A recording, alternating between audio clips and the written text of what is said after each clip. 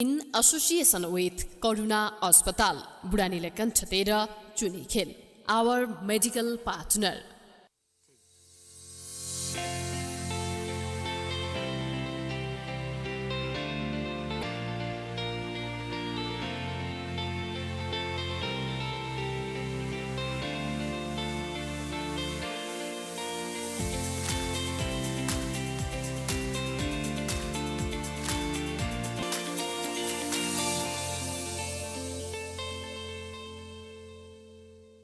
कार्यक्रम प्रसङ्ग एक सवाल अनेकको आजको श्रृङ्खलामा यहाँहरूलाई हार्दिक स्वागत अभिवादन गर्दछु म एलपी शर्मा।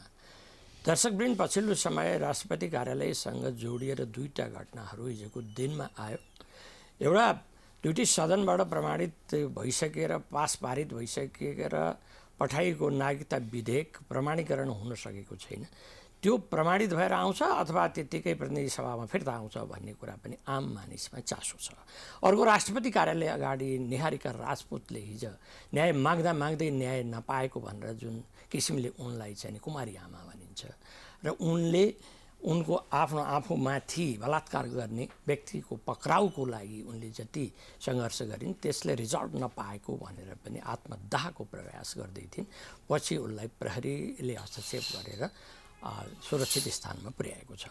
यतातिर जति जति चुनावको सरगर्मीहरू बढ्दैछ, चुनावको मिति नजिक आउँदैछ, त्यति पार्टीहरूका आन्तरिक बैठक र नियमितताहरू बढिराखेका छ। नेपाली काङ्ग्रेसभित्र पनि अब यो गठबन्धन दलहरू बिचबाट आफ्नो कति सिट छुट्याउने, त्यसपछिको अवस्थामा सिटको बाँडफाँड कसरी गर्ने, उम्मेदवार कसरी तोक्ने भन्ने बारेमा आज कार्य सम्पादन समितिको बैठक छ। भदौभरि नै चाहिँ जनपरिचालनको कार्यक्रमहरू छ। अब त्यसपछि गएर अब नेपाली काङ्ग्रेसले आन्तरिक रूपमा चाहिँ यसलाई नियमित, व्यवस्थित र सही व्यक्तिलाई छनौट गर्न सक्ने आधार के छ त्यस सम्बन्धमा आज कुराकानी गर्नका लागि एक विशिष्ट अतिथि, युवा नेता र एकदम बौद्धिक विचार विमर्श गरिराख्नुहुने लोकेश ढकाल हाम्रो सामु हुनुहुन्छ। उहाँको बारेमा अहिले थप केही परिचय दिइराख्नु पनि पर्दैन र उहाँ त्यति धेरै संसदीय निर्वाचनमा व्यक्तिगत रूपमा आफू आकाङ्क्षी नभए पनि आम मानिसहरूले उहाँले उम्मेदवारी दिनुपर्छ भन्ने पनि गर्छन्। यस सम्बन्धमा उहाँको धारणा पनि के छ त्यो पनि हामीले बुझ्नेछौँ। यही विषयहरूलाई केन्द्रमा राखी हामी अन्तर्संवाद प्रारम्भ गर्नेछौँ। अब कुनै विलम्ब नगरी हामी उहाँलाई यस कार्यक्रममा स्वागत गरौँ। स्वागत छ लोकेश सर यस कार्यक्रममा। धन्यवाद, नमस्कार। अब सर, हाम्रो अन्तर्संवादको सिलसिला यसैबाट सुरु गरौँ कि एउटा सम्झना आउँछ मलाई। प्रधानमन्त्री शेरबहादुर देउबा पहिलोचोटि प्रधानमन्त्री भन्दा 49 वर्षको हुनुहुन्थ्यो। 2052 सालको कुरा, अहिले 27 वर्ष बित्यो। अमेरिका हेर्ने भनेदेखि अब त्यति बेला बिल क्लिन्टन पछि गएर चाहिँ नि जो जर्ज बुश 8 वर्ष, बाराक ओबामा 8 वर्ष, त्यसपछि आएर चाहिँ नि ट्रम्प हुनुभयो, ट्रम्प पछि चाहिँ नि जो बाइडेन हुनुभयो। यति लामो समय बित्यो। अब युकेमा त्यस्तै किसिमको। तर अब शेरबहादुर देउबाजी चाहिँ अब 5औं पटक अहिले प्रधानमन्त्री हुनुहुन्छ, आकाङ्क्षी हुनुहुन्छ 6औं पटकको लागि। आम मान्छेहरू के भन्छन् भने होइन अब त चाहिँ नि छोडिदिए हुन्थ्यो होला नि त, अब जति दिनुपर्ने उहाँले त आफ्नो तहबाट दिइ नै सक्नुभयो, अब फेरि रिपिट गर्नुको अर्थ के हुन्छ भनेर अलिकति जनताले चाहिँ त्यसमा निराशा व्यक्त गरेको स्थिति छ।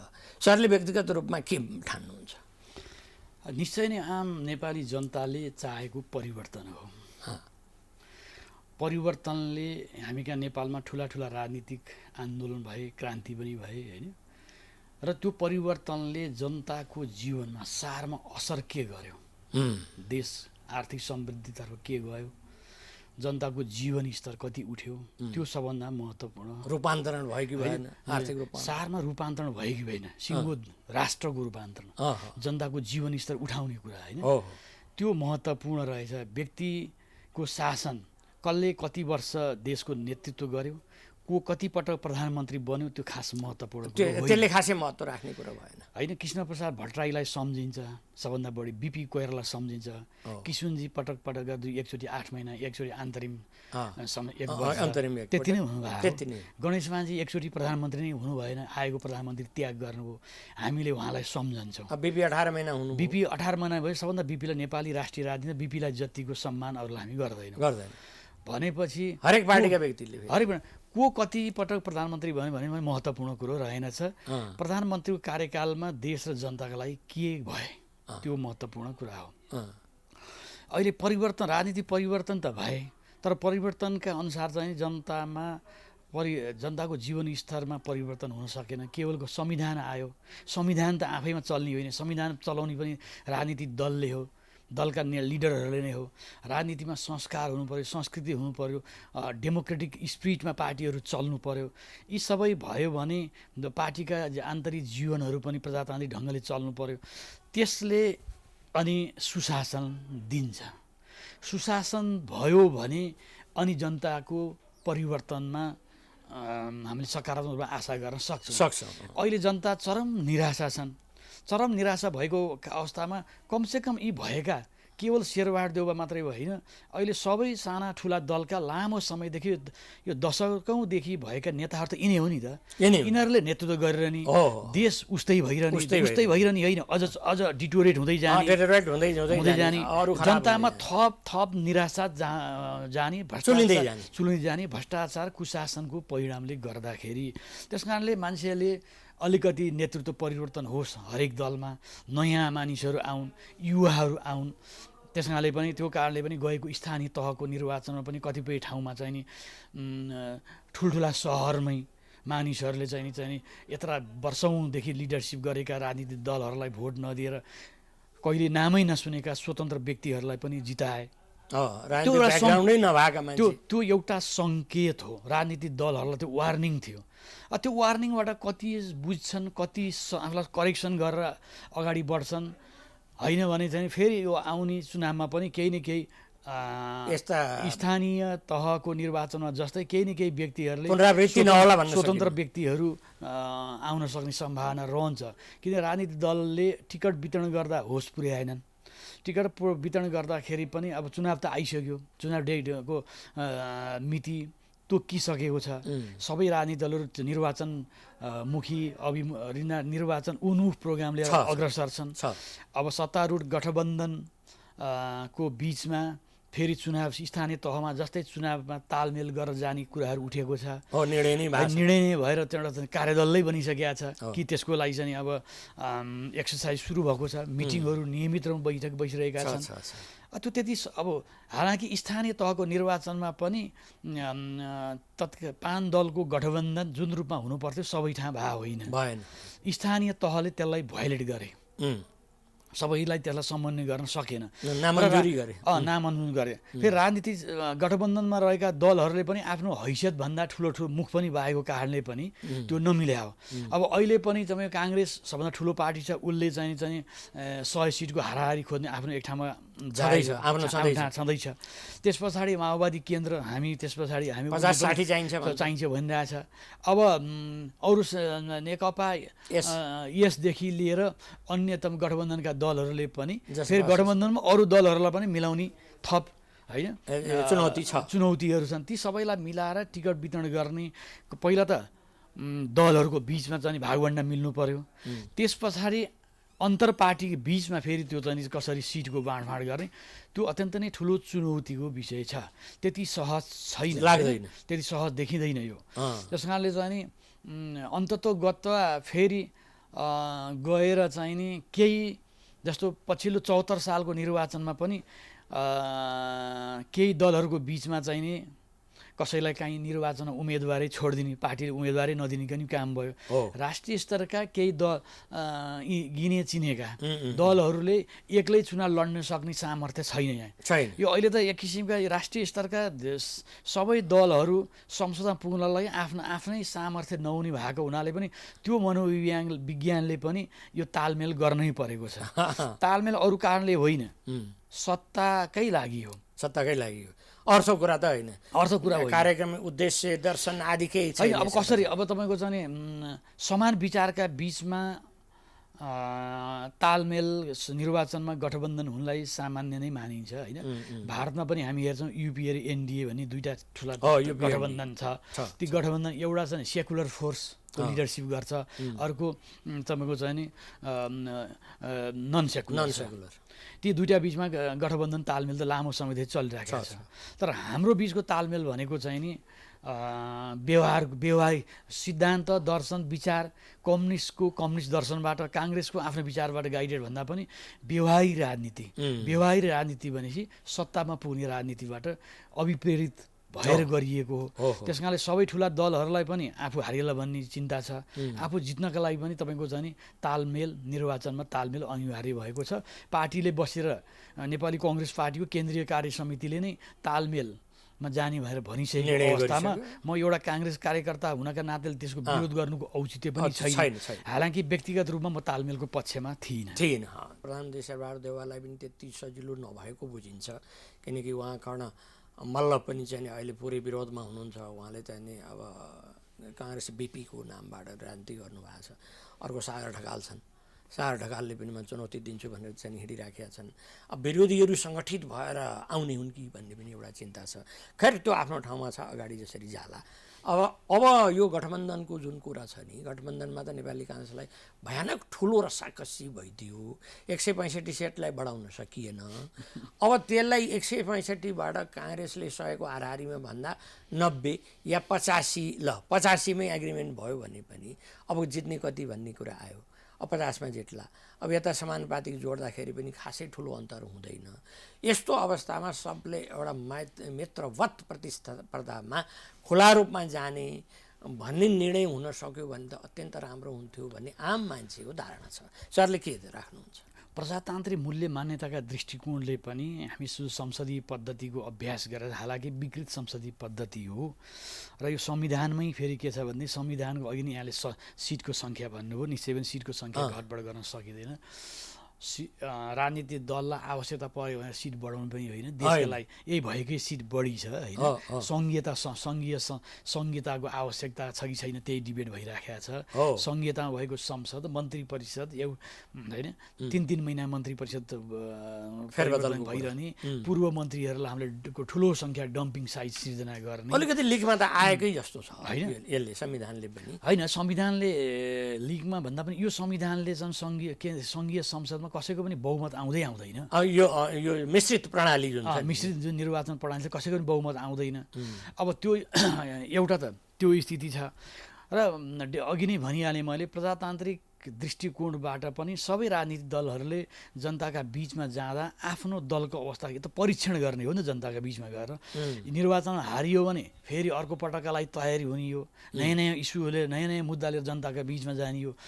चुनाव हारिन्छ भन्ने मनोविज्ञानबाट साना ठुला दलहरूलाई गठबन्धन गर्ने भनेको त्यो एक किसिमको भनेको सिन्डिकेट सिर्जना, व्यवसायीहरूले सिन्डिकेट सिर्जना गरेर नाफा लिनको लागि सिन्डिकेट सिर्जना गर्छ नि। अरू भनेपछि अरूलाई छिर्न नदिने, भनेपछि अरू नआउन्, हामी मात्रै सत्तामा रजगज हाम्रै होस्, आफू मात्रै सत्ताको रजगज गरौँ भन्ने मनोविज्ञानबाट यो अभिप्रेरित हो। अब हिजोको एउटा परिस्थिति थियो, हामीले ओलीले 2 संसद विघटन गरे, सुप्रिम कोर्टले फैसलाबाट संसद पुनर्बहाली भइसकेपछि परिस्थितिमा त्यो सरकारको विरुद्धमा वैकल्पिक सरकार निर्माण गर्न पर्ने थियो, आवश्यक थियो। मेरा परमादरणीय सभापति होइन शेरबहादुर देउवाको लिडरसिपमा सरकार बन्यो। संस्थागत हमला त रोकियो नि यतिले पनि होइन। संस्थागत हमला त फर द टाइमिङ अहिलेको लागि रोकिएको हो भन्ने मात्र। त्यो समग्रमा त हामी आफ्नै हिजो ओलीलाई गाली गऱ्यौँ अनि ओलीकै पथमा हामी हिँड्यौँ भने त फेरि बाटो त त्यही विभिन्न किसिमको त्यो संवैधानिक परिषद सम्बन्धी कुराहरूदेखि विभिन्न कुराहरूमा त हामीले हिजो जे कुरा आलोचना ओलीलाई गऱ्यौँ त्यही कुरा हामीले फेरि गर्छौँ भने त ओलीलाई गाली गर्नु औचित्य के रहेर होइन। त्यस कारणले सरकारले पनि सुधार गर्नुपर्ने कुराहरू धेरै छन्। अब यो छोटो अवधि हालाकि यो सरकारबाट अहिले धेरै अपेक्षा अब गर्ने नै होइन, यो त निर्वाचन गराउने अब एक प्रकारको निर्वाचनको डेटै तोकिसकेपछिको त अवस्थामा त अब यो काम चलाउ सरकार नै हो। निर्वाचन सम्पन्न गरुन्जेलसम्म अब यो निर्वाचनभन्दा बाहेक अरू धेरै दैनन्दिन प्रशासन चलाउने कामहरूमा अलिकति ध्यान दिनु पर्यो। त्यसमा चाहिँ अलिकति सुशासनको अनुभूति आम जनताले गर्न सकुन् कि छोटो अवधिमा पनि हामी निर्वाचनमा गइसकेका छौँ, त्यसले निर्वाचनलाई नकारात्मक प्रभाव पर्ने काम नहोस् भन्नेतर्फ सरकार र पार्टीको लिडरसिपले चाहिँ त ध्यान दिनु नै पर्छ। तर अब अहिलेको यो छोटो अवधिमा नै धेरै कुरो यो सरकारबाट अपेक्षा गर्न त अन्यथा नै हुन्छ। अब हामीले केवल शान्तिपूर्ण रूपमा सफलतापूर्वक निर्वाचन सम्पन्न गरिदियो र दैनन्दिन त्यो बेला निर्वाचनको सम्मलाई चाहिँ सरकारले आफ्नो डेलिभरी राम्रो दियो भने त्यो नै सरकारको सफलता हो अहिलेलाई, होइन। अब अरू चाहिँ अब यहाँले राख्नुभएको प्रश्नमा त सुनमा सुगन्ध हुन्थ्यो, सबै एमाले आफ्नै खुट्टामा उभियोस्, काङ्ग्रेस आफ्नो खुट्टामा उभियोस्, मित्रवत प्रतिस्पर्धा होस्, यस आफ्नो खुट्टामा उभियोस्, प्रयास छ। जति आउँछ वाम गठबन्धनको एक प्रयास पनि छ, होइन। फेरि काङ्ग्रेसलाई एउटा डर के यो ठिक छ स्वतन्त्र रूपमा मित्रवत प्रतिस्पर्धा जाने, तर सबैले त्यसैलाई चाहिँ नि इमान्दारीपूर्वक पालना गरिदिए त हुन्थ्यो। फेरि वाम गठबन्धन भइदियो भने स्थिति 74मा फर्कन्छ भन्ने छ नि त, होइन। तपाईँको 74मा फर्कोस् तपाईँले लङ टर्ममा त चाहिँ नि एलपिजी सिद्धान्त मूल्यमा त काङ्ग्रेसलाई कहाँ लाने, देशलाई कहाँ लाने भन्ने हो नि। तुरुन्त निर्वाचन गरेर सरकार त्यसमा त गइहाल्ने, प्रधानमन्त्री फलानु भइहाल्ने भन्ने भन्दा पनि महत्त्वपूर्ण समग्रमा नेपाली काङ्ग्रेस बिपी कोइरालाले त्यसभन्दा पुस 1 गते राजा महेन्द्रसँग चाहिँ राम्रोसँग महेन्द्रले भने दुई चारवटा कुरा मानिदिराखे यसो कहिलेकाहीँ दिल्ली गएर नेहरूसँग पनि खुजामत गरेको भए पुस 1 गतेको काण्डै हुँदैन थियो नि। प्रजातान्त्रिक मूल्यमा अड्दाखेरि पुस 1 गतेको काण्ड भएको हो नि त बिपी, होइन। भनेपछि हामी बिपीले त्यसमा त्यत्रो चाहिँ 8 वर्ष कठोर कारावास भोग्नुभयो, त्यत्रो चाहिँ निर्वाचनको जीवन दुःखद जीवन बिताउनु भयो भनेपछि के का त मूल्य मान्यतालाई, होइन। हामी मूल्य मान्यता छोडेर केवल सत्ताका लागि जाने भन्दा काङ्ग्रेसको केही लक्ष्य त्यति मात्रै हो त, त्यो त हामीले विचार गर्नुपर्छ, लिडरसिपले विचार गर्नुपर्छ, नेपाली कङ्ग्रेस सिङ्गो केन्द्रीय कार्यसमितिले विचार गर्नुपर्छ। हामी काङ्ग्रेसलाई कता लैजान्छौँ, त्यस कारणले त्यसै गरी सिङ्गो देशको राजनीतिलाई कता लैजान्छौँ, त्यो महत्त्वपूर्ण कुरा हो। सत्ता त आउँछ जान्छ, ठिक छ। राजनीतिक दलको ध्येय सत्तामा पुगेर आफ्नो नीति कार्यक्रम अनुसार चाहिँ देशलाई अगाडि बढाउने हुँदै हो, देशको विकास गर्ने, जनताको जीवन स्तरमा परिवर्तन ल्याउने त सबै राजनीतिक दलको लक्ष्य हुन्छ। कम्युनिस्टले पनि भन्छन्, कम्युनिस्ट भन्छ खालि आफ्नो शैली, काङ्ग्रेस कम्युनिस्टहरू अधिनायकवादी शैलीमा सबै केन्द्रीकृत गरेर होइन गर्छन् भने नेपाली काङ्ग्रेस बहुलवादमा विचार गर्छ, मानवाधिकार, प्रेस स्वतन्त्रता लगायतका एउटा डेमोक्रेटिक स्पिरिट हो नि त काङ्ग्रेसको। त्यो डेमोक्रेटिक स्पिरिटलाई बचाउँदै, पार्टीलाई पनि बचाउँदै, अनि पहिलो भनेको देशभक्तिको राजनीति हो। राजनीति केका लागि? देशको लागि, जनताको लागि। देशै रहेन भने तपाईँले कहाँ गर्ने राजनीति, केका लागि गर्ने? त्यसमा अहिलेको नेपाली राजनीति सिङ्गो मेरो दल त्यो दल यो दल भन्ने होइन कि समग्र नेपाली राजनीति यो 12 बुँदे सम्झौता भएर यहाँसम्म आइपुग्दा संविधान निर्माण भयो, संविधान सभाबाट कतिपय कुरा राम्रा भएको छन्, कतिपय कुरा नराम्रा भएको छन्, संविधानमा परिवर्तन गर्नुपर्ने कुराहरू पनि त्यत्तिकै होलान्, ओभरनाइट त्यो हुँदैन, बिस्तारै होला, जनता उठ्नु पर्ला, ती सबै कुराहरू छन्। के भए जनतालाई कति पुछनी भयो ती सबै आफ्नो ठाउँमा छन्। त्यति हुँदा हुँदै पनि संविधानलाई संशोधन गर्नै नसकिने एकदम जड कुरो त होइन, होइन। संविधान त यो हाम्रो चाहिँ 7औं संविधान हो, 8औं संविधान पनि नआउला भन्न सकिँदैन नेपाल जस्तो राजनीतिमा।